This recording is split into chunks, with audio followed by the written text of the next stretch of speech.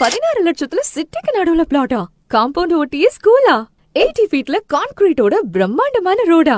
New bus stand, railway station, மார்க்கெட்லாம் 10 மினிட்ஸ்ல போயிடலாமா? இந்த மாதிரி எல்லா ஃபெசிலிட்டிஸும் கொடுத்திருக்காங்க நம்ம தீரன் நகர்ல லொகேட் ஆகியிருக்க RRR எக்ஸலன்ஸா.